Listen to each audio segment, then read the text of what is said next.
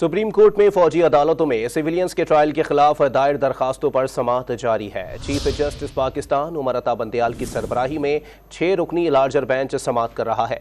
मजीद जानते हैं don news के नुमाइंदे हसीब भट्टी से। जी हसीब भट्टी, बताइएगा अब तक की अदालती कार्रवाई कहां तक पहुंची है? देखिए, जो ही समाअत शुरू होती गई तो एतजाज एहसन, बैरिस्टर एतजाज एहसन जो सीनियर वकील भी हैं और उसके साथ साथ इस केस के अंदर पटिशनर भी हैं, वो रोस्टम पर आए और उन्होंने इस्तदा की अदालत से कि वो कुछ 4 लाइनें पढ़ना चाहते हैं। एतजाज एहसन ने अदालत को बताया कि पार्लियामेंट में एक नया कानून मंजूर हुआ है, खुफिया अदारे किसी भी वक्त किसी की भी तलाशी ले सकते हैं। इंटेलिजेंस एजेंसियों को बगैर वारंट तलाशी का हक कानून साजी के जरिए दे दिया गया है। सुप्रीम कोर्ट के 6 जजेस बैठे हैं। Supreme court official secret act के खिलाफ आज खुद नोटिस ले। इस कानून से तो लामहदूद इख्तियारात सौंप दिए गए हैं।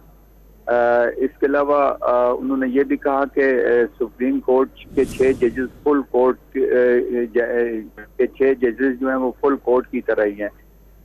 जिस पर चीफ जस्टिस ने कहा किया क्या ऑफिशियल सीक्रेट एक्ट बिल या कानून पास हो चुका है। बिल पार्लियामेंट के दूसरे ऐवान में ज़ेर बहस है। हमें इस बारे में ज्यादा इल्म नहीं, सिर्फ अखबार में पढ़ा है। लार्जर बेंच का फैसला है कि अकेला चीफ जस्टिस आज खुद नोटिस नहीं ले सकता। बहुत शुक्रिया हसीब भट्टी, हमें अपडेट कर रहे थे।